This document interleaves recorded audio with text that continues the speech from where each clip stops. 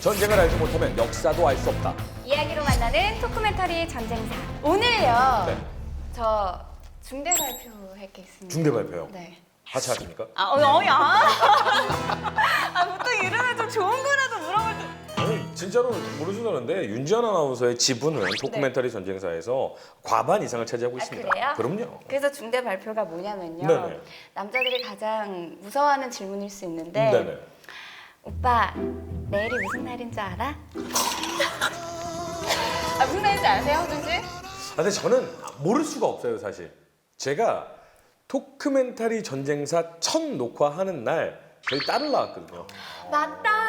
그래서 모를 수가 없어요. 1년입니다. 와, 드디어 첫 돌을 맞이했습니다. 이 말하기가 이렇게 힘들다고요? 아, 정말 너무 축하해요, 정말로. 근데 정말 다른 거 다 제쳐두고 진정 여러분들 때문에, 시청자분들 때문에 저희가 1주년을 갔다라고 저는 진짜 자부심을 느낍니다. 맞아요. 사실 네. 저희가 또 시작하기 전에는 이 콘텐츠가 정말 유익하고 좋다는 네. 알았지만 아무리 좋은 프로그램도 반응이 또 없으면 그럼요. 안타까운 경우들이 그럼요. 있잖아요. 그렇죠. 덕분에 저희가 이렇게 또 1년까지 쭉 함께 할 수 있었습니다. 네, 그래서 박사님 소감 좀 말씀해 주시죠. 1주년 됐는데. 오기 전에 작년 첫 프로를 봤거든요. 살이 10kg는 쪘더라고.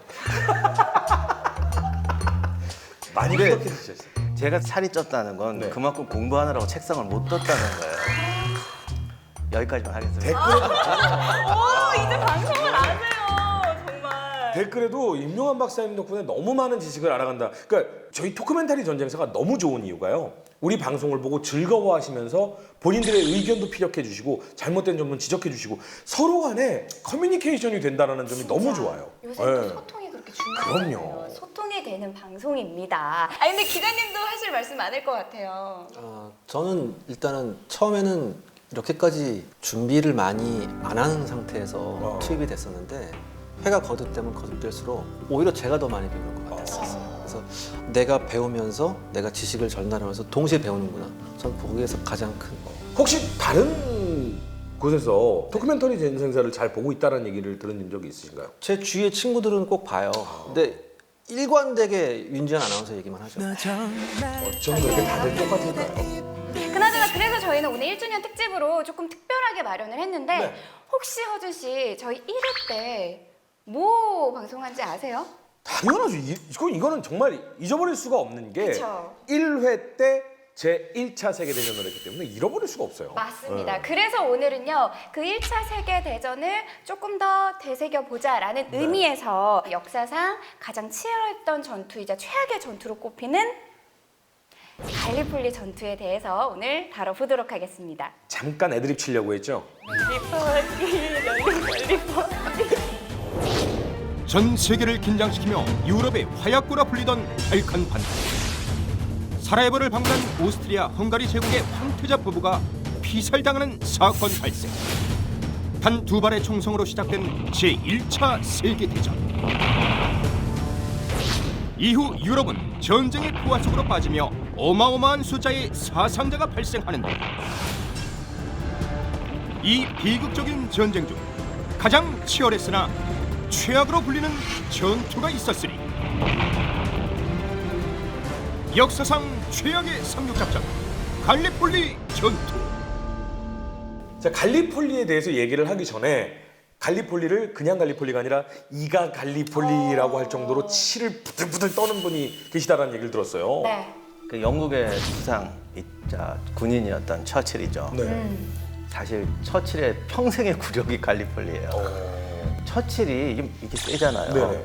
거기다가 저 인상도 그렇지만 가장 나쁜 습관 중에 하나가 말을 하면 절대 지기 싫어한대. 하여간 악착같이 물고 늘어진대.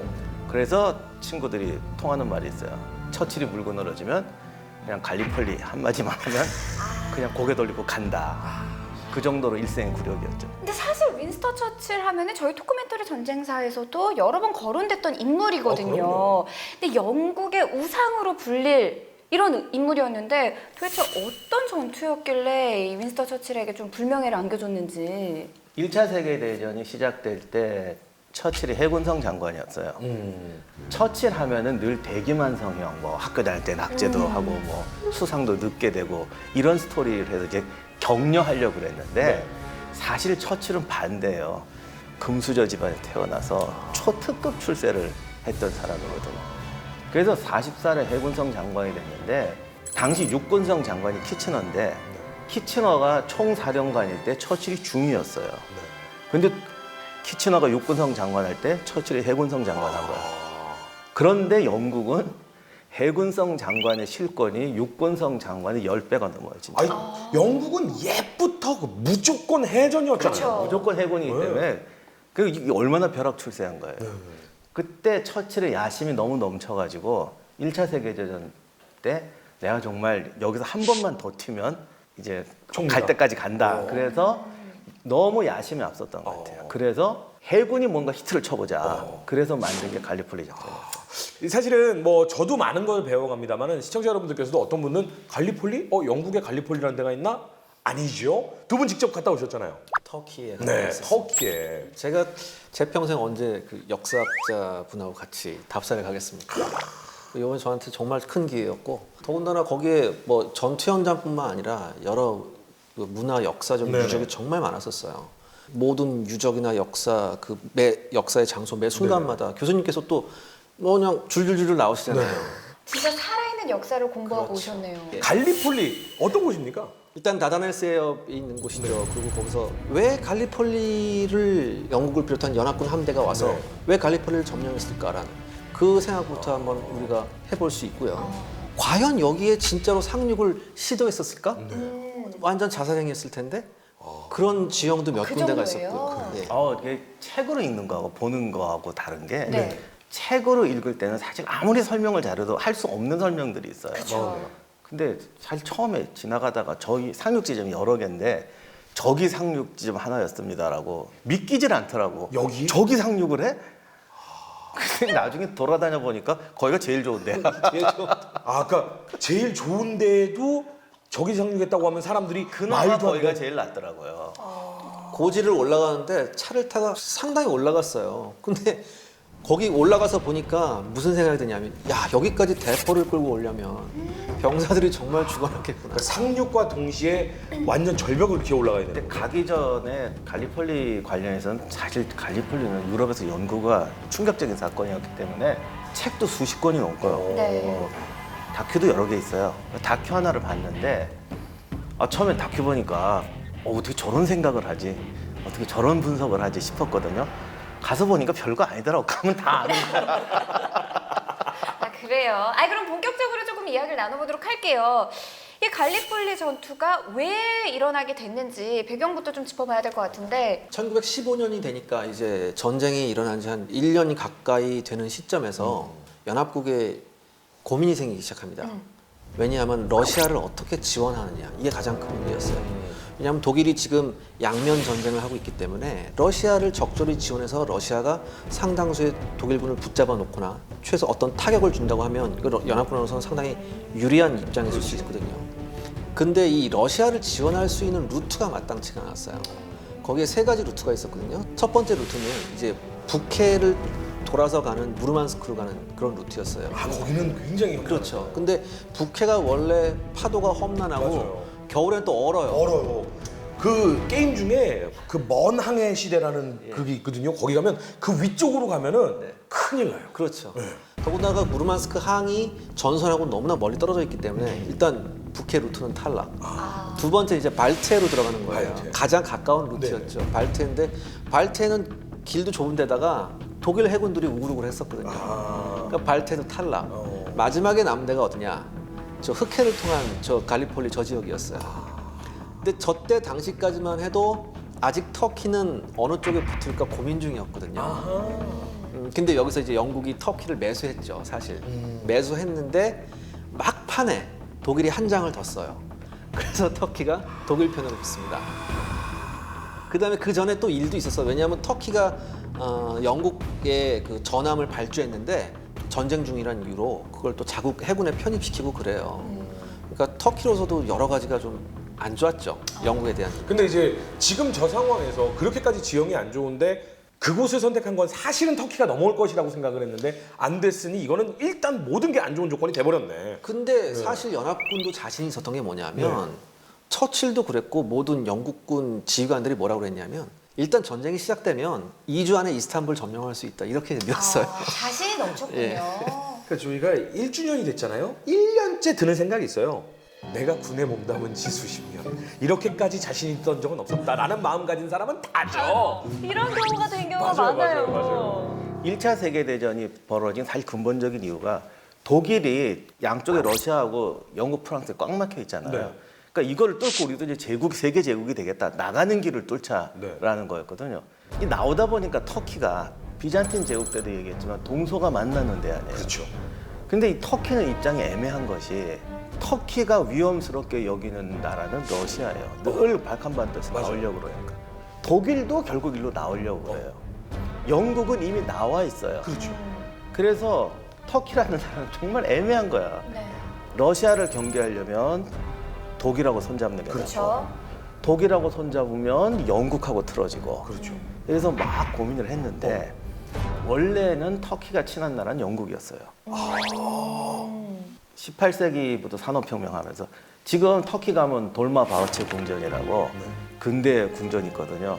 기자님을 거기 갔다 깜짝 놀랐는데 이게 뭐 온 나라가 다 있는 거예요. 유럽풍, 뭐 일본풍, 양식이? 예, 중국풍 다 있어. 그래서 처음엔 잘난 척을 막 했지. 야 이거는 이제 이태리풍인데 이건 프랑스인데 그러다 보니까 문득 드는 게 이걸 어떻게 이렇게 복잡하게 줬지?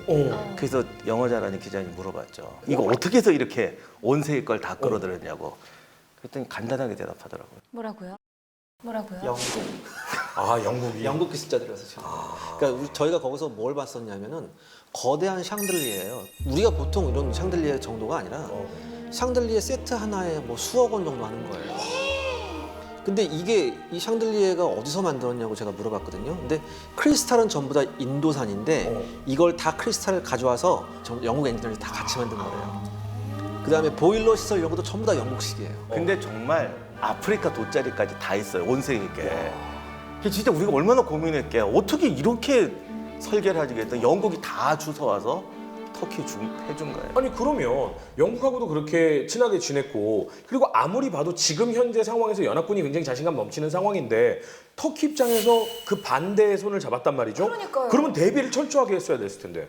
영국이 헷갈렸죠. 아까 기자님 말씀하신 것처럼 이해관계가 있으니까 우리 편도 들 것 같고 독일 편도 들 것 같고 헤맸는데 터키는 이제 결론 내린 게 뭐냐면 러시아가 제일 위험하다라고 위험하다. 생각했던 거예요. 전통의 적이었죠, 네. 러시아는. 그리고 영국이 당시 이집트하고 수에즈 운하를 먹고 있었는데 얘들이 자꾸 팔레스타인을 건드려요. 그러면 아랍이 반란을 일으키게 되면 터키군 전력의 3분의 1이 나는 거예요. 아하. 그러니까 우리가 여기서 예전에 했던 1차 세계대전의 발발 배경을 다시 한 번만 간단하게 복습해보면 네. 발칸반도 지역은 원래 그 강성했던 600년간 강성했던 오스만 투르크 제국이 차지하고 있었던 데였거든요. 근데 오스만 투르크의 세력이 급격하게 쇠퇴하면서 여기에 공백이 생겨버린 거예요, 갑자기. 근데 이 공백이 생겼는데 여기에 누가 들어오냐? 유명한 오스트리아 헝가리 제국이 여기를 비집고 들어오는 거예요. 근데 근세 이후에 20세기 초반까지 슬라브하고 게르만 민족 간의 날카로운 대립이 있었거든요. 네. 상당히. 더군다나 러시아는 어떤 생각이 있었냐면은 이 발칸반도 주변, 즉 폴란드를 포함한 발칸반도 주변에 범슬라브 제국을 세우려고 했었어요. 그러니까 이게 또 부딪히지 않을 수가 없었죠. 거기다가 영국 같은 경우에는 항상 결정적인 세력이 대륙에 나타나는 걸 싫어해요. 그렇죠. 나폴레옹 시대 때부터. 근데 이제 독일이 슬금슬금 나오니까 이거 큰일 났네. 그다음에 프랑스도 또 있었어요. 프랑스는 그 1차 대전 직전에 보불 전쟁에서 독일한테 졌거든요. 네. 자존심이 어마어마하게 상해요. 언젠가 우리가 한번 갚아주리라. 역사적으로 어마어마하게 견원지간이었던 영국과 프랑스가 거기서 손을 잡는 거예요. 이래서 정말 전쟁이라는 건 모르는 거예요. 그리고 오스만이 양다리를 교묘하게 걸었어요. 오. 오스만 터키는 원래 무역국이거든요. 그러니까 원래 유럽에서 좋은 건 다 사와요. 유럽에서 사는 게 아니라 전 세계에서 좋은 건 다 사들여요. 한때 세계 최고의 부국이었으니까. 그러니까 우리는 육군은 독일하고 프랑스랑 거래한다. 해군은 영국이랑 거래한다. 그러니까 영국이나 독일이 봐도 도대체 어느 편을 들렸는지 알 수가 없는 거죠. 그리고 독일 대포를 수입을 해도 그러려니 하는 거지. 쟤네는 원래 그래. 뭐 육군 제들 거 사야죠. 또 프랑스 대포도 사오고. 그럼 어떻게 보면 지금 현재까지의 갈등도 이때 이미 다 형성이 돼 있는 갈등이네요. 지금도 사실 지금도 그렇잖아요. 나토에 들어가니 안 들어가니, 러시아랑 터키군이 시리아에 같이 가니 안 가니, 거기가 비잔틴 때부터 동성명에 같이 만나는 데여가지고. 작년에는 왜 터키 공군이 러시아군 공군 전투기도 네, 격추시켰잖아요. 그러니까요. 거기는 아주 예전부터 그래 왔군요. 근데 우리가 이런 생각해 볼 수 있어요. 저기 터키가 그렇게 부자 나라가 아닌데 어떻게 뭐 대포도 사고 뭐도 사고 막 그러니까 이런 러시아 그럴 돈이 되게 어딨냐. 이때 터키 정책이 뭐였냐면 유럽의 빵바구니였대요. 터키의 밀이 정말 많이 나거든요. 품질 좋은 밀이. 그래서 이 밀을 직접 수출하거나 밀을 가공한 빵을 정말 많이 팔았어요. 그래서 터키의 정책이 빵 팔아서 기계 사자 이거였대요. 약간 예전에 이집트 같은 느낌으로. 네. 예. 그러면 현재까지도 이어져 오고 있는 이 갈등 상황이었는데 터키가 독일과 손을 잡았다. 이거는 웬만한 방비 갖고는 연합군에 맞서서 싸우지 못할 것 같은데 그럼 터키는 어떤 준비를 지금 딱 하고 있는 겁니까? 저 갈리폴리 다르다넬즈 해협은 세계 전쟁사에서, 그러니까 우리가 이번에 터키적 한번 돌았더니 여기서 하는 그 전쟁사 했던 거 계획한 거 10편이 넘게 나와요. 전 세계 전쟁사의 20%가 저기 다 있는 거예요. 저기만 갔더니 거기 다 걸리는 거예요. 그 중에 7편은 벌써 했고. 그런데 저희가 또 이스탄불로 들어오는 직방이거든요. 그래서 터키가 아무리 힘이 좀 터키군이 약하다고 그래도 저 다르다넬즈 해협을 보호해야 된다는 거는 16세기부터 해요. 지금도 16세기 때 쌓은 성체가 남아있고 그 옆에다 계속 포대를 만들어서 여기 고구마채로 길쭉하잖아요. 네. 양쪽 해변이 전부 포대예요. 포대가 상당히 빼곡하게 있어요. 빼곡하게 있고 그 포대의 그 성체가 고스란히 남아 있습니다. 근데 방어하기 너무 좋을 것 같아요. 그렇죠. 너무너무 좋을 것 같아요. 폭이 제일 작은 데가 1375m예요. 그러니 거기를 수십 킬로를 뚫고 나가야 되는데. 또 물살도 좀 센 편이고 물살도 센 편이고. 그다음에 안개가 매일 끼나 봐요. 아침에는 무조건. 아하. 저희가 갔을 때도 뭐 이틀 연속 안개가 꼈었는데 어떻게 보면 해군 작전을 하기에는 좋은 점도 있고 나쁜 점이 좀 공존하는 데였죠. 자, 그러면 일단은 영국은 이쪽으로 들어가기로 마음을 먹었죠. 그리고 터키는 독일과 손을 잡고 못 들어오게 막기로 마음을 먹었고. 근데 보급로나 이 뚫고 들어오는 그 요지가 저기만 있는 건 아니잖아요. 아, 그게 이제 터키군 방어 준비할 때 굉장히 딜레마 중에 하나였는데, 전쟁을 시작하기 사실 전부터 오스만은 독일군 장교들을 많이 데려왔어요. 그래서 전쟁 시작하자마자 독일군 장교들을 데려와서 직접 지휘관을 임명을 해요. 아, 현장 지휘를 하게? 네, 아예 뭐 군단 사령관도 주고, 우와. 어떤 경우는 뭐 사단 연대 지휘도 독일군 장교들한테 맡겼어요. 특히 갈리폴리 방어 전체 방어는 프로이센 출신이었던 리만 장군이라는 독일군 사령관한테 맡겨요. 아, 그 저 전체를 독일군 장교가 관리를 하는군요. 그런데 여기서 지금 논쟁이 생기는데, 저 갈리폴리 다르다넬즈 해협을 뚫고 들어올 거다라고 주장하는 사람이 있고, 네. 저 위쪽에 보면은 지중해 쪽. 그래서 지중해 쪽에 살짝 들어간 데 있죠. 네. 저기로 상륙할 거라고 보는 논리가 있었어요. 저거를 오. 볼라이르 지역이라고 그러는데, 왜냐하면 갈리폴리 산이 되게 험해요. 네. 근데 저 지역 앞은 위성지도로 보면 바로 평야예요. 마치 이스탄불까지 평야로 뻥 뚫려 있어요. 아하. 그럼 그쪽으로 올라올 확률이 높다고 생각하는 거 아니에요? 근데 독일군은 늘 육군 위주였잖아요. 네. 그러니까 당연히 저기로 상륙해서 육지로 뚫고 오를 거라고 생각하는 그렇죠. 거야. 근데 영국군은 사실 육군은 약해요. 늘 해군 중심이거든. 그래서 저기를 상륙하면 이스탄불까지 보급로가 길게 늘어지는데, 그 보급로를 커버하려면 너무 무서운 거죠. 영국은 무조건 해군으로 밀고 가서, 그리고 우리 삼국시대 전쟁할 때도 얘기했지만 보급품은 저건 배로 날라야지. 그걸 땅에다 내려놓고 수레로 날아온다고 생각하니까 끔찍한 거예요. 네. 근데 독일군은 늘 수레로 날아왔기 때문에 그렇죠. 그러니까 정말 사람이 이번에 느낀 게 뭐냐면 다 자기 살던 대로 봐요. 하던 대로. 네, 하는 대로 하는 거야. 더군다나 저 때 보면 터키 해군 같은 경우에는 이렇게 할 배가 없어요. 아예 배가 없었어요. 오. 그래서 독일한테 두 척을 사요. 순양함 한 척하고 구축함 한 척을 사는데 말만 산 거지 함장이고 선원이고 전부 다 독일군이에요. 그건 사실 산 것도 아니에요. 그 유명한 사건인데, 당시 영국 해군이 얼마나 셌냐면, 세계 최강이었죠. 예, 독일도 나름대로 해군을 준비를 했거든요. 네. 현장하려고. 독일의 기술력이 또 있잖아. 네. 최신 배를 만들었어요. 바다에 내보냈어. 영국 해군이 딱 나타난 거야. 어떻게 튀어야지. 최고급으로 준비가 돼 있음에도 근데 안 불구하고요. 튀어요. 그랬더니 영국 해군이 기세를 잡아야 되니까 지중해를 꽉 막고 개를 잡으려고 하는데 얼마나 결사적으로 도망갔냐면 증기선이니까 석탄을 떼야 되잖아요. 그죠. 근데 쫓아오잖아. 우리 잡히면 간다. 그랬더니 옛날 이거 아시죠? 삽으로 올려 계속 퍼놓죠. 타 죽는 거예요. 얼마나 뜨겁게 넣었는지 인부들이 죽어요. 앞에 열기 때문에. 예, 그럼 그 다음 사람이 들어가서 그 거의 10명 가까이 죽으면서 탈출을 해서 어디로 가냐면 터키 영내로 들어가 버려요. 그랬더니 마치 자기들이 전쟁에 이긴 것처럼 독일에 난리가 나요. 아 도망에 성공했기 때문에. 영국은 잘려 사령관이. 못 잡았다고요. 격치면 안 되는 게 어디예요? 아 그러니까 영국 입장에선 당연히 잡아야 되는 거고 그렇죠. 독일 그래서- 입장에선 도망만 가도 성공인 거고. 도망간 건데 영국은 패전한 것처럼 자르고 독일은 환호를 하는 거예요.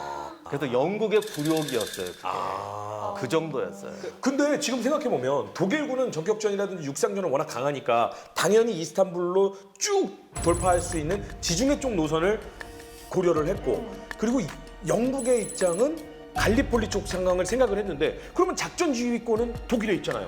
그럼 평야 쪽으로 방비를 강하게 하는 거 아닙니까? 그런데 총사령관은 아니었고 갈리폴리 지역만 담당하는 거였고 그리고 사실은 터키군도 자존심 있잖아요. 있죠. 이 대오스만 제국 오스만의 후예인데. 말 안 들었어요. 아 독일에서는 평야로 올 것이다. 아니 사령관 말을 안 들어요. 저 1차 대전에 대해서 잘 모르시는 게 있는데 네. 아직까지 옛날 귀족 그 체제가 남아 있어요. 이게 어떤 식이냐면 처칠이 저 사건 때문에 나중에 해군성 장관에서 잘리거든요. 네. 아는 사람을 찾아가요. 나 어디 연대장 자리 하나 줘. 그래. 너 그럼 우리 이 연대 맡아. 지금은 생각해보면 이게 말이 되는 거냐고. 말도 안 되죠. 말도 안 되는 게 귀족 사이는 그게 돼요. 터키도 좀 이상해. 너 저기 야 가서 사단장해. 가면 우리 명령 못 받았는데 이거 어떻게 된 거야? 그러니까 뭐 좀 이게 중구난방이고 그런 게 있어요. 짜웅이 되는 거죠, 지네들끼리. 근데 사실 그 연합군은 터키군을 정말 깔봤어요. 왜냐하면 예전에 1차 대전 터지자마자 독일군하고 러시아군하고 붙어봤는데 러시아군이 크게 격파됐잖아요. 형편없이 당했죠. 근데 또 러시아군하고 터키군하고 싸운 적이 있었거든요. 네. 터키군이 형편없이 러시아군한테 깨진 거예요. 아 그러네요. 그러니까 야 쟤는 10대 1로 해서 러시아가 깨진 애들한테 얘는 또 10대 1로 해서 러시아한테 또 깨졌네. 그러네요. 야 그럼 100대 1이네. 우리 중학교 때 그런 거 있었거든. 그쵸, 그쵸. 너 쟤 이겨? 내가 쟤 이겨. 이겨. 그럼 넌 그럼 나. 난 얘한테 지겠다. 이렇게 그렇죠. 있거든. 독일군은 그래서 지역으로 올 거라 그랬는데 당시 저 때 19사단 사단장으로 케말이 옵니다. 터키 장군인가요? 네. 그때 중령밖에 안 됐어요. 34살에. 32살인가 세 살. 32의 중령? 거기도 무슨 개통이 좀 이상해요. 편지 써서 나 여기 넣어줘. 가. 뭐 이런 식으로. 그래서 막, 케말이 네. 왔군요. 그래서 케말이 저기 가서 케말은 갈리폴리로 온다고 주장을 했대요. 근데 이제 이 문제는 사실은 영국도 저 다르다넬제 해협을 뚫는 건 너무 어렵다. 그래서 반대한 사람들이 많았어요. 특히 해군 총참모 총장이 결사 반대를 했어요. 자기가 저기 젊었을 때부터 직접 가봤다. 근데 저건 못 뚫는다. 해안 포대가 너무 강력해서. 그런데 이제 처칠이 속된 말로 눈이 모른 거죠. 이렇게 막 밀어붙이다가 그러면 해군 단독으로 하겠다 이래버린 거예요. 그래서 육군 지원도 없는데 해군이 단독으로 가버리게 된 거죠. 근데 나름 프랑스하고 연합하면 되었어요. 그러니까 총 동원된 배만 따지면 100척 넘어요. 총 동원, 그러니까 뭐 보급선 이런 것까지 다 하면 100척이 넘는데 처음에는 그야말로 유럽 최일선에 18척의 전함이 위풍당당하게 밀고 들어가는 거예요. 저 좁은 해역에 전함 한 척만 떠도 꽉 차요. 그렇죠. 18척이 그걸 밀고 온다고 생각해보세요. 이쪽에서 완전 공포죠. 공포감에 사로잡는 거예요. 그리고 그러면서 그랬어요. 처칠이 야 2주 후에 우린 이스탄불에서 점심 먹고 있을 거다. 이런 얘기를 해요. 하여튼 그 자신감은 한 번도 우리 토크멘터리 전쟁사에서 통한 적이 없어요. 그래서 이제 부하가 그래서 저는 이거 좀 위험하지 않겠습니까? 그럼 C가 딱 울면서 나 처칠이야 뭐 이런 거 있잖아요. 근데 듣는 저도 약간은 좀 위험하지 않을까 이런 생각이 들거든요. 항상 이런 거는 틀린 적이 없죠. 네. 그러니까요. 그러면 처칠의 그 강력한 주장이 먹히면서 결국 갈리폴리에서 전투가 시작이 됩니다. 그렇죠. 이제 해전부터 시작해서 전투가 시작이 됩니다. 본격적으로 이제 해전에 들어가기 앞서서요. 과연 그럼 연합군과 또 터키의 무기는 뭐였는지 무기고부터 만나고 오겠습니다.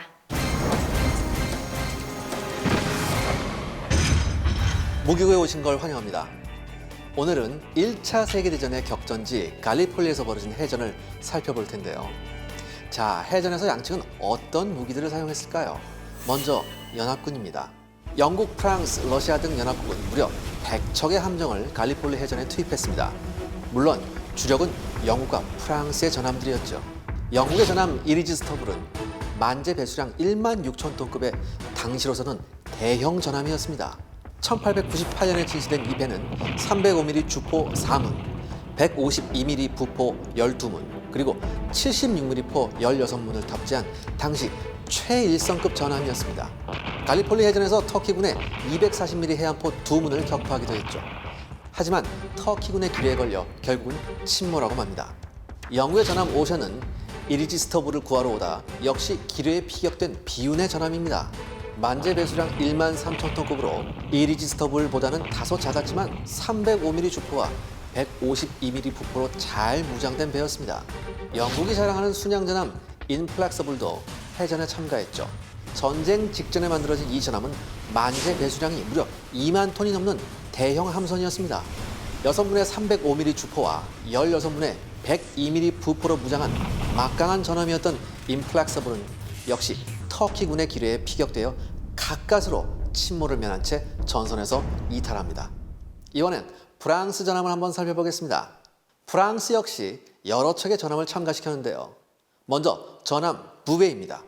만재 배수량 1만 3천 톤급 전함인 부베는 당시 프랑스의 자랑이었죠. 2문의 305mm 주포와 2문의 274mm 부포, 여기에 8문의 138mm 포와 역시 8문의 100mm 포가 탑재된 막강한 화력의 전함이었습니다.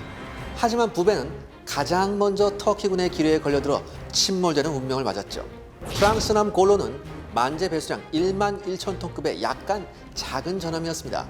2문의 305mm 주포와 10문의 138mm 부포, 그리고 8문의 100mm 포가 탑재된 그럭저럭 쓸만한 전함이었습니다. 전함 쉬프렌도 비슷한 성능의 전함이었습니다. 이 두 척 역시 터키군의 기뢰에 피격돼서 전선을 이탈하고 말죠. 이번엔 터키군의 전력입니다. 당시 터키 해군은 연합국 해군에 맞설 제대로 된 전함이 없었습니다. 한 척의 독일제 순항함 괴벤과 한 척의 독일제 구축함 블레슬라우가 제대로 된 전력의 전부였습니다. 하지만 이마저도 지휘권은 독일군 장교에게 있었죠. 몇 척의 구식 전투함들이 있었지만 연합군을 상대로는 연습용 표적에 불과했습니다. 터키 해군이 운영할 수 있었던 배는 술탄 히사르라고 불렸던 작은 어뢰정이 전부였습니다. 이 배로 어뢰 공격도 하고 기뢰도 부설했죠. 정말 용감무쌍한 터키 해군이 아닐 수 없습니다. 터키는 해안포에 상당한 공을 들였습니다. 과거부터 터키의 해안포는 아주 유명했죠. 하지만 대포에 대한 개념을 터키는 처음부터 잘못 잡았습니다. 과거 우르반 대포의 위력에 매료되었던 오스만 투르크 제국은 청동 대포를 더 크게 만드는 데만 집착했습니다. 당연히 대포 제작에 강철을 이용한 서구의 대포에 비해 성능이 떨어졌죠. 결국 1차 대전 당시 갈리폴리 해협에서 배치된 터키군의 해안포는 전부 독일제였습니다. 240mm 직사포에서부터 300mm 곡사포까지 다양한 해안포가 사용되었는데요. 단 한 발도 연합군 선박에 명중하지는 않았지만 그래도 연합군 함대를 충분히 괴롭히며 견제했습니다. 지금까지 갈리폴리 해전에서 양측의 무기를 한번 살펴보았습니다. 이제 그 치열한 격전의 현장으로 가보시죠.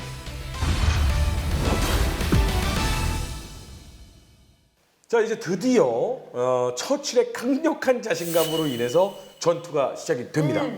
아까도 말씀드렸지만 그 위풍도 당난했던 프랑스와 영국의 연합 함대가 그때 갖고 있던 그 포 구경이 300mm입니다. 303mm 포예요. 이만한 포가 예. 날아가는 거네요. 그거를 척당 8문, 6문씩 가지고 있어요. 지축이 흔들리는 그런 소리 내면서 포 쏘는 거예요. 네. 해안에다가. 가면서 무너뜨리고 가겠다 이거죠. 네. 근데 해안포대도 엄청났거든요. 저기 라인 따라 전부 포대였어요. 터키군도 가지고 있던 게 300mm, 280mm 해안포예요. 그것도 독일에서도 또 많이 또 공수해오고 자, 했으니까. 독일에서 많이 공세한 게 아니라 네. 전부 다 독일제였어요. 싹 다 독일 거군요. 터키는 그 대포를 만들 능력이 없었어요. 심지어 저때 당시 터키군이 소총도 제대로 제작을 못했더라고요. 아, 그래요? 그래서 보니까 터키군이 주로 독일제 소총을 수입을 했지만 옛날에 영국한테 수입했던 소총까지도 써요. 서로 탕환 호환이 안 돼요. 그런 거를 그때까지 쓰고 있어요. 진짜 게임에서나 있을 법인데 야 5mm 말고 7mm 막 이런 거. 예, 그런 식이에요. 비슷한 식이었었어요. 아니 근데 지금 얘기 들으면은 약간 게임도 안 되는 근데 거 아닌가? 해안포가 원래 무섭거든요. 300mm 포가 말이 쉽지. 그게 해변에 쭉 깔려 있어요. 근데 폭은 1500, 좁은 데는 1400. 무조건 직사로 쏠 수 있는 거리네. 그니 300mm 대포와 300mm 대포가 마주보고 쏘는 거예요. 와. 근데 이렇게 된다면 사실은 지키는 쪽이 더 강한 거 아니에요? 자, 근데 그렇게 생각할 수 있는데 뭐냐면 일단 첫 번째 터키군의 훈련도가 매우 부족했어요. 아, 그치. 두 번째 포탄 숫자도 많지 않았어요. 아, 급하게 공수하느라. 그 다음에 우리가 지금 한포 사격하면 자꾸 지금 생각을 해요. 네. 지금이야 뭐 컴퓨터 사격 통제 장치로 딱딱 그렇죠, 맞추죠. 저 때는 거리 측정도 힘들었었어요. 아. 저 때는 거리 측정을 이렇게 그 커다란 망원경 가지고 두 명이서 스테레오 타입으로 보고 나서 계산하는 거였단 말이에요. 그러니까 두 명이서 삼각 측량을 해서 쏘는 거였단 말이에요. 그러면 막 부르면은 거기서 막 적어가지고 몇 대씩 이러면 그렇죠. 이제 쏘는. 뭐 좌로 몇 도, 우로 몇 도에서 쏘는 거란 말이에요. 근데 이게 정말 안 맞아요. 안 맞겠죠. 거기다가 배가 서서 쏘는 게 아니잖아요. 그러니까 그 계속 갈 배는 텐데. 또 이 배는 물살 때문에 이렇게 자동차처럼 직진을 못 해요. 그러니까 물살을 거슬러 올라가려면 배가 지그재그로 가야 돼요. 아. 그러니까 쏘는 쪽도 저쪽도 쏘는 쪽도 맞추기 서로 힘든 거예요. 아. 근데 여기서 훈련도는 영국 프랑스 연합이 훨씬 강한 거잖아요. 네. 그럼에도 불구하고 힘들어요. 걔들은 물 위에서 쏘잖아. 아, 그쪽은 또 물이고. 그러니까 이게 서로 계속 그냥 포격전을 하니까 처음에는 저 갈리폴리 인근에 있는 주민들이 무서워했는데 네. 이게 궁금하잖아요. 네. 밤마다 나와서 구경을 하는데 너무 아름다운 거예요. 서로 싸우는 게. 아니 사실 해변에 포가 수십 문이 넘고 배도 지금 포가 수십 문이 네네. 넘는데 이게 300mm짜리라고요. 네. 소리가 정말 나도 한번 봤으면 좋겠어. 그러니까 지금 얼마나- 약간 제 머릿속에 사실 전쟁 갖고 이런 얘기를 하면 안 되는데 한강 불꽃 축제 느낌이 비슷합니다. 그 정도가 아니죠. 그 정도가 아니지. 300mm가 터지는데. 300mm가 수백 발씩 빠바바바방 그러니까 터지는 거예요. 정말 그러니까 전쟁은 끔찍하지만 구경도 최고예요. 이게 전쟁사가 진짜 이상해요. 그때 갈리폴리 주민들은 요뭐 매일매일 아주 그냥 인근 동네 주민이 다 옵니다. 그래서 밤마다 그 터키 특유의 차가 있거든요. 네. 그것 따라하면서 이러는 거예요. 그게 300mm가 막 터지면 정말 하늘이 울린다고요. 오. 엄청난 구경이었어요. 근데 걸프전 당시에 우리 걸프전도 저희가 전쟁사에서 했었지만 그걸 생중계가 되는데 정말 그 불꽃들이 하늘로 바바바바 날아가잖아요. 근데 이게 그거는 사실 10분의 1 크기밖에 안 되는 것들이잖아요. 요즘은 연기가 그렇게 안 나는데 옛날에는 한 방 쏘면 한포 한 방 쏘면 군함이 다 가릴 정도로 포연이 나요. 연기, 불꽃, 폭음 어마어마한 게 저기서 그냥 터지는 거야. 근데 중요한 건 양쪽에 한 명도 안 죽는 거지. 서로 쏘기만 서로 하고 못 맞춰요. 정말 갈리폴리 주민들을 위한 정말로 갈리폴리 불꽃 축제가 이제 그러니까 그 주민들께서는 한동안 아주 좋은 구경하신 거예요. 진짜. 아, 저는 이렇게 그렇게 말하면 좀 얘기하면 안 미안하긴 되죠. 해요. 네. 물론 병사들은 공포에 떨고 그럼요, 뭐 그럼요. 했는데 이게 전쟁의 아이러니예요. 진짜 전쟁 나오면 구경한 사람 의외로 많아요. 아 정말요? 네, 뭐 이거 말고도 굉장히 많아요. 심지어는 싸우는 병사들이 어떤 정신적 쇼크를 받을 정도로 자기들은 지금 죽기 살기로 싸우는데 저기서는 서서 구경하고 있는 거예요. 하긴 총알이 내 쪽으로 날아오는 게 아니라 서로의 적을 향하니까. 그게 가장 유명한 예가 옛날에 미국 남북 전쟁 때 네. 전 유럽에서 참관단이 다 왔거든요. 네. 귀부인들도 다 오고요. 서로 어디에서 싸우기로 하잖아요. 그렇죠. 그럼 저쪽 언덕 위에다가 파티장이 열려요. 어머. 저런. 그러면 양산 쓰고 귀부인들이 딱 이러고 있고 이런 거 만한 거 이렇게 해가지고. 참 샴페인에다가 그뿐인가 마차 타고 피크닉 준비해서 가거든. 걔들 때문에 군대가 못 가요. 주민들이 구경한다고 이러고 가요. 왜냐면 얘들은 지금 죽으러 가는데 옆에서 이러고 남북전쟁 당시에 도시락 싸서 딱 일렬로 서서 사정거리 안에 들어와서 서로 한 방씩 쏘던 정말로 많이 죽어나갔잖아요. 거기서 또 이제 거기서 유럽 참관단 장교들은 또 귀부인들한테 잘 보이고 싶잖아요. 그럼 집에서 큰 망원경 가지고 온다고요. 쫙 뼈서 보면서 옆에 있는 여자한테 잘 모르는 여자한테 한번 보시겠어요? 거기서 이제 넘어가는 아이러니네. 거죠. 아니 근데 저희가 그러니까 뭐 토크멘터리 전쟁사가 재밌는 건 예능의 재미 요소도 있지만 정말 배우는 게 많아서잖아요. 이제 재미를 배웠으니 이젠 진짜 갈리폴리에서 그러면 한 명도 안 죽고 주민들이 구경을 했다고 해서 전쟁이 끝나는 게 아니잖아요. 한 명도 안 죽은 건 안으로 아닌데 배가 들어갔잖아요. 한 명도 안 죽은 건 아닌데 중요한 건 의외로 포대가 멀쩡하고 네. 저기 차나칼레라고 있잖아요. 네. 나로 좁네. 뭐랄까 지금 페리가 다니는 옛날부터 거긴데 거기 16세기에 쌓은 성체가 있어요. 네. 지금도 남아 있거든요. 걔도 끄떡이 없어요. 1차 대전 때 배포가 의외로 구형이코드 위력이 약해요. 또 저 차나칼레 저쪽이 물살이 상당히 셉니다. 물살이 상당히 세서 우리가 뭐 전함이 강력한 그 엔진을 동원해서 저기를 순식간에 돌파한다. 절대 불가능합니다. 근데 이제 여기서 더 다급한 쪽은 터키잖아요. 그렇죠. 터키가 이제 아주 맹랑한 정법을 써요. 오. 사실 그 터키가 아까도 말씀드렸지만 배가 별로 없어, 거의 없어요 배가. 지금 받은 듯 산 듯한 배 2척 정도 있잖아요. 그거 말고 배도 아니고 보트죠, 보트. 보트밖에 없어요. 보트인데 경비정? 예, 경비정. 경비정 보트만 한 거예요. 근데 거기다가 뭐냐면 기뢰라고 있어요. 네. 바다에서 둥둥 떠다니는 그렇죠, 기뢰 기뢰. 같은. 기뢰를 잔뜩 싣고 밤에 몰래 가서 연합군이 항상 오던 길이 있거든요. 거기다 몰래 깔아놔요. 어머. 이게 정말 위험한 작전이었어요. 네. 밤에 그 당시에 전등을 킬 수도 없죠. 연합군 한 대한테 들키니까. 네. 그러니까 몰래 가서 기뢰를 다 심어놓고 와요. 그러니까 그게 자칫 잘못해서 충격을 받거나 어디 부딪히면 본인들이 예, 그렇게 되겠죠. 터지는 거죠. 근데 사실 터키군 입장에선 배가 없잖아요. 아니, 우린 여기 갈 일 없어라고 하는. 우리들은 갈 일이 없으니까. 그래서요 길에 나서 어떻게 됐어요? 덜커덕 프랑스 제1성급 전함 한 척, 루베라는 전함 한 척이 기뢰에 격침이 됩니다. 자, 그 다음에 놀라운 일이 또 일어나요. 영국군의 당시선 최일성급 전함들이 줄줄이 기뢰에 걸려요. 어머. 그리고 얘를 구하러 오던 전함도 기뢰에 걸립니다. 총 6척의 연합군 최일선의 최강 전함들이 전부 다 기뢰에 피격당해요. 대포에는 거의 한 발도 안 맞았는데. 서로 대포 쏴서는 사람이 안 이게 죽었는데 뭐예요? 기뢰에 죽는 거예요. 이게 말이 6척이지 이때 당시에 전함이 6척이라는 건 전력의 어마어마한 부분을 그렇죠. 차지하는 그러니까 거잖아요. 동원된 1성급 전함이 18척이었는데 그 중에서 대부분은 또 뭐였냐면 순양함, 구축함이었어요. 네. 이 6척의 연합군 전함은 그야말로 가장 강력한 함대였었어요.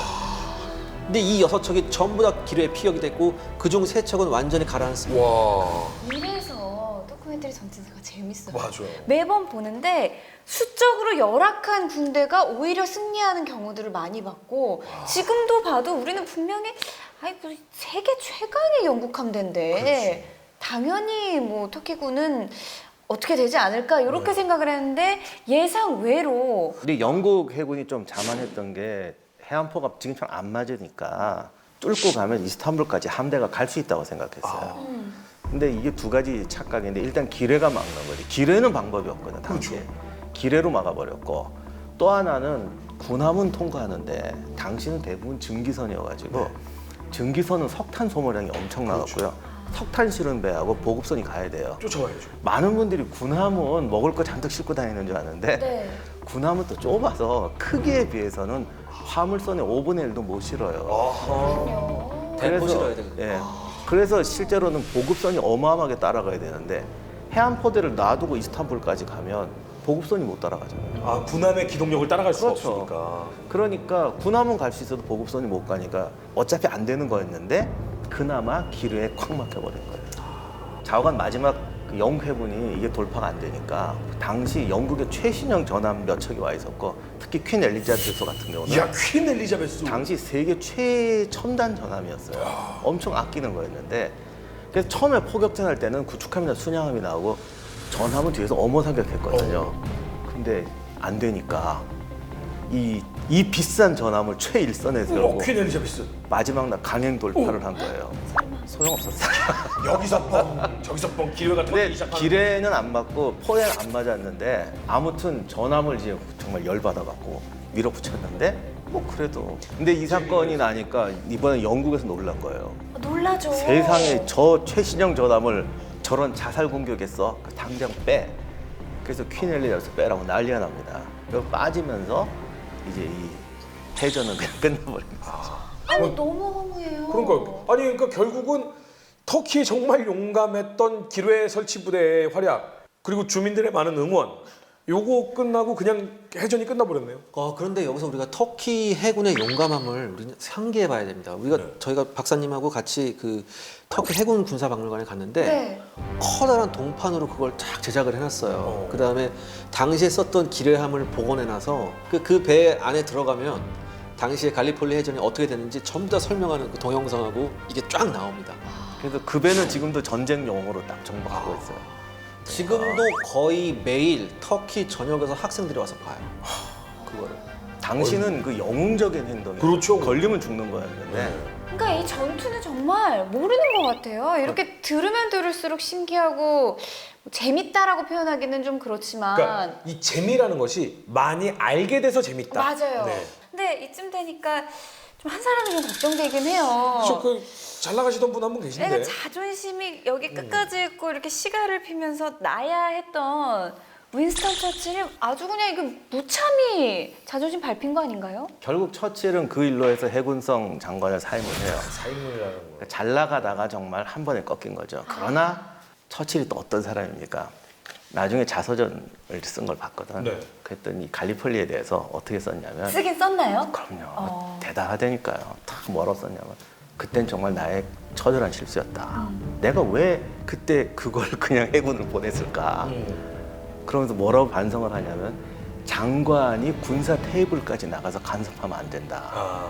내가 내 본분을 떠나서 너무 아래쪽까지 간섭했기 때문에 이런 큰 비극이 일어났다라고 아주 솔직하게 반성을 해요. 그래서 나도 존경스럽네. 그 다음에 뭐라고 했는지 아세요? 여러분은 절대 이러지 마라. 내가 이런 큰 실수를 한번 해갖고 내가 저지르지 않은 짓까지 다 비난을 받았다. 그 갈리폴리 작전 실패한 거는 그 현장 지휘관들이 잘못해서 그런 건데 내가 그것까지 책임 다 졌다. 결국은 본인 핑계를. 그 때문이라고 네. 생각을 하셨나 봐요. 근데 끝까지. 아직 이때까지만 해도 그래도 젊었잖아요. 비교적. 그러니까 괜찮죠. 뭐 한번 미끄러지는 거. 그래서 바로 또 역전하잖아요. 1차 대전 전투 현장에 나가요. 좋죠. 소련계급장 달고. 그래서 자기 실전 참호전에 뛰어들게 해달라고 자기가 알고 있는 모든 인맥 백을 써서 전투지로 나가요. 그것 때문에 또 명예회복하고 들어와요. 거기서 이제 영국군의 전통이 있거든요. 항상 지휘관이 권총을 빼들고 앞에 호루라기 삑 불면서 나가는. 네. 그것도 해요. 어쨌든 퀸 엘리자베스호는 빠졌지만 단순히 상륙작전이 끝난 건 아니잖아요. 근데 사실 상륙만 하면 터키군 자체가 워낙 약하지 않습니까? 사실 터키군의 가장 큰 문제점이 훈련 부족도 있었지만 또 하나 이제 문맹자들도 상당히 많았고요. 명령을 예, 읽지를 그러니까 못하고. 어떤 명령 체계가 제대로 전달되는 네네. 게 정말 힘들었어요. 거기다 말도 안 통해요. 말이 안 통한다고요? 오스만 제국이 다국적 군대잖아요. 군대의 3분의 1이 아랍인이에요. 네. 예를 들어 아르메니아 출신 장교, 이쪽 본토 출신 장교, 아랍 출신 장교 막 섞여서 말이 안 통해요. 그러니까 이게 그때 터키는 당시에 아랍어 알파벳을 썼거든요. 몇몇 공통으로 쓰는 아랍어 가지고 서로 하는 거예요. 근데 생각을 해보세요. 이 군대 명령 체계를 아랍어 알파벳으로 써서 서로 한다. 이게 그럼요. 글쎄요. 아니 현장에서 지금 당장 빨리 결정을 내리고 그럼요. 전략을 빨리 짜고 실행을 해야 되는데 그걸 서로 번역하고 있고 이게 또 통역하고 있고. 황당한 게 사실 터키는 투르크족이 주력이거든. 당시에 아랍은 식민지까지는 아니지만 변방 취급을 받았어요. 네. 근데 이슬람교를 쓰니까 코란이 경전이잖아요. 그렇죠. 네. 글자는 아랍 알파벳을 쓰는 거예요. 그러니까 자기들도 이게 지금 꼬이는 거야 이게. 또 대부분 터키군은 그때 농민군이었거든요. 농민병이었어요. 네. 근데 이 농민병의 특징이 있죠. 일단은 시키면 시키는 대로는 잘해요. 명령 예. 수행만큼은 확실히 한다. 당시 연합군이 터키군 파악을 좀 잘못한 게 총체적으로 늘 보니까 그런 거예요. 얘들이 예를 들면 공격에 강하냐 수비에 강하냐 개성이 뭐냐 이렇게 봐야 되는데 이분법으로 가서 얘들 삼류군대야 이렇게 보는 게 잘못이죠. 이 농민군대의 특징, 특히 아시아 쪽 군대의 특징이 국가를 위해 싸운다고 했을 때는 굉장히 강해져요. 네. 그러니까 다른 나라를 정복하러 가자. 이거는 좀 잘 안 먹히는데 수비. 수비 그렇죠. 러시아 군대도 그랬잖아요. 나가서 싸울 때 공격할 때는 잘 안 되지만 네. 그 독일군 탱크를 몸으로 막아냈잖아요. 그러니까요. 터키도 그래요. 이 농민 출신들이 국가를 위해서 여기를 지켜야 된다. 이럴 때는 또 잘해요. 그 해안포대 보면 유명한 동상이 있어요. 어떤 병사인데 혼자서 200kg짜리 포탄을 혼자 들고서 옮기는 동상이 있어요. 하여간 뭐 그분은 뭐 각각 뭐 열쇠고리 5만 대 다 있는데 그게 진짜든 가짜든 그걸 했다는 거예요. 갈리폴리에서 사실은 큰 패전을 하면서 윈스턴 처칠이 해군성 장관을 사임을 했지만 지금 전쟁은 계속 해야만 하고 영국과 프랑스는 이 터키를 지금 어떻게 하지 않으면 전략적으로 상당히 불리하기 때문에 포기하진 않았죠. 그렇죠. 일단은 1라운드가 끝난 거예요. 네. 1라운드가 끝나서 이게 해군력으로 밀고 올라가는 것은 좀 우리가 힘들겠다. 그렇다면 뭡니까? 저쪽 갈리폴리 쪽으로 상륙을 해야겠구나. 저 바깥쪽으로 상륙을 하는 거죠. 상륙을 해서 저기 있는 해안 부대를 완전히 제압하면 그때 함대가 다시 한번 밀고 올라가죠. 그러니까 리만 장군이 원래 생각했던 그 생각을 이제 영국 군대가 하기 시작하는 거군요. 아니죠. 상륙 지점은 여전히 갈리폴리. 여전히 안쪽으로 들어가겠다는 거예요. 근데 원래 영국이 계획할 때도 해군 단독으로 하려는 건 아니었어요. 근데 이제 육군이 자꾸 안 해요. 시간을 끄니까 해군이 그냥 가버린 거라고. 그리고 이제 뒤늦게 실패하고 나니까 안 되겠다. 저 포대를 배가 못 깨니까 육군이 상륙해서 포대를 점거하고 해군이 밀고 들어간다는 작전이었거든요. 근데 문제는 먼저 해군이 가버리는 바람에 터키군이 이제 영국군이 갈리폴리로 온다는 걸 알았죠. 그래서 여기에 병력을 집중 배치하기 시작하죠. 오히려 처음에는 리만이 북부 지역 쪽으로 올 거라고 해서 군대 3분의 1이 거기 있었어요. 그런데 이제 갈리폴리로 온다 그러니까 갈리폴리 방어전을 준비하게 된 게 사실 그거 아니고 처음부터 육군하고 해군이 같이 갔으면 성공했을 거예요. 그러면 서로 못 맞추고 있는 상황에 육군이 상륙해서 위로 올라가서. 그렇죠. 그런데 이제 다 가르쳐주고 하는 작전이 돼버려가지고 당시 케말은 리만이 잘못했다고 자꾸 비판을 하는데 리만도 잘한 게 있었어요. 아까 해안포대 얘기 말씀하셨는데 포대를 너무 많이 만들어 놓은 거예요, 사실은. 쫙 깔아놓고 수십 문에 한 방에 200kg짜리 포탄이에요. 네. 이걸 당시 수송 능력으로 탄약 이게 포획 되겠어요. 이게 겁나면 군대 느리는 게 이 전통 군대의 특징이거든요. 독일군이 특히 강했던 게 기동방어, 전술적 어떤 집중이 강했기 때문에 이렇게 하면 안 돼. 그래서 병사를 쫙 깔지 말고 포인트에 두자. 그리고 예비대를 뒀다가 저기 나중에 오면은 그때 예비대를 투입해서 경멸을 한다라는 식의 현대적인 전략 개념을 바꿔요. 원래 전통 군대는 쫙 깔아놓는 거였거든. 쫙 깔아놨으면 일단 보급이 안 돼요. 그래서 뚫렸을 텐데 리만이 그건 정말 잘한 거예요.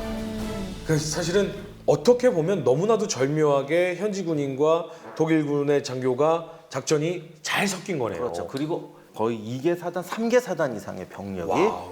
추가 투입이 돼요. 그 역사적으로 살펴봤을 때 좀 그 실패한 작전들을 보면 그 많은 공통점 중에 하나가 병력을 축차 투입하는 거예요. 그러니까 모아서 한꺼번에 탁 들어가야 되는데 그게 아니라 얘네 찔끔 했다가 안 되면 그 다음 찔끔. 이게 전형적이거든요. 지난번 백년 전쟁 할 때도 보면 여기서 가서 깨지니까 우리가 갈게, 니네가 갈게 하면서 하나씩 들어가는. 그러니까 여기도 만약에 아까 교수님께서 말씀하시는 것 같이 육군과 해군이 협동 작전을 해서 유기적으로 했었다면은 역사가 바뀌었을 수도 있었죠.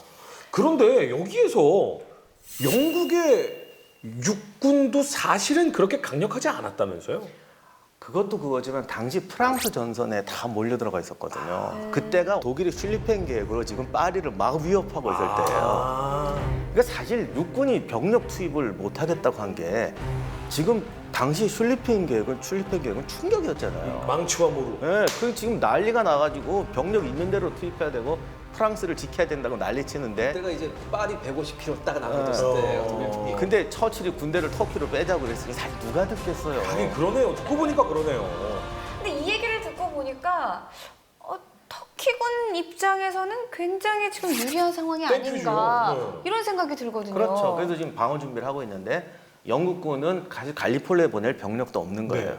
그래서 영국군 사단 하나에다가 마침 그때 편성돼서 올라오던 당시는 영국은 영연방이니까 네. 영국이 참전하면 캐나다, 호주, 뉴질랜드, 인도 대영 제국이 다 참전하는 거거든.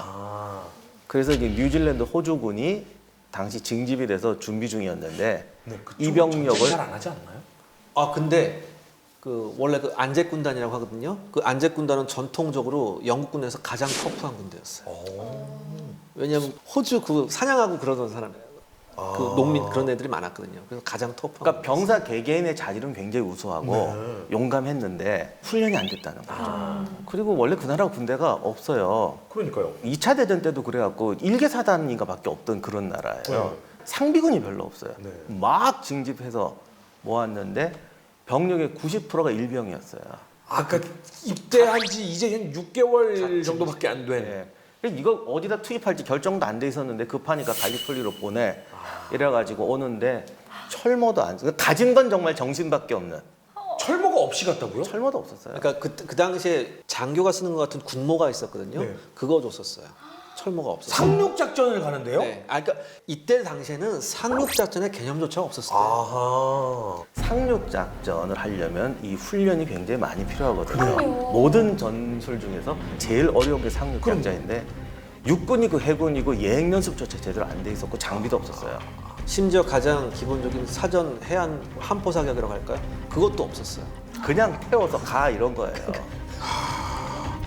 그러면 이들은 정말 갓 입대한 일병들 90% 데리고 모자도 그냥 철봉 아닌 모자를 쓰고 갔고 터키 쪽은 독일 장교의 명령에 따라 효과적으로 진지 구축을 하면서 병력까지 갈리폴리로 싹 다 모아놓고 이제 상륙작전이 그렇죠. 시작돼요. 그러니까 그야말로 이제부터는 알보병끼리의 전투가 시작되는 거예요. 알보병이라는 단어 참 굉장히 와닿네요. 알보병. 상륙 작전이라는 게 옛날에 있긴 있었지만 그건 예를 들어서 뭐 영국군이 보르네오 같은 데 가서 원주민 있는 해안에 그야말로 내리는 거였고 그런 정말로 그냥 상륙한 거죠. 내리는 거였고 정말로 현대전에서 기관총과 포대로 무장돼 있고 아군은 아군대로 포격을 하면서 사단 병력을 집중적으로 상륙시켜야 된다.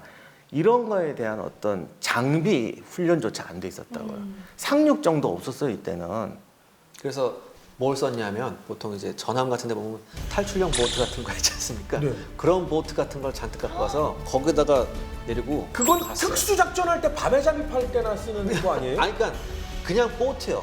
그냥 탈출용 보트 같은 거. 아. 그러니까 노져서 갔어요. 더 쉽게 말해 나룻배 같은 거. 나룻배. 그걸 타고 독일 장교의 명령에 따라 훈련을 받은 함포들과 총들이 기다리고 있는 해안가로 노져서 갔다고요? 그렇죠. 그리고 나중에 이제 현대전은 보급이 따라줘야 되거든요.